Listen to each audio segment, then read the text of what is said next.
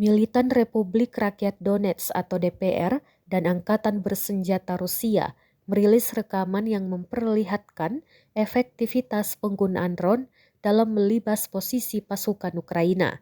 Rekamannya diunggah di Telegram resmi militan DPR pada Rabu 1 Februari 2023. Dalam keterangan unggahan disebutkan, drone sangat efisien digunakan untuk membantu pasukan meluncurkan serangan ke posisi target. Tanpa ledakan demi ledakan, terekam kamera drone dan tepat mengenai sasaran.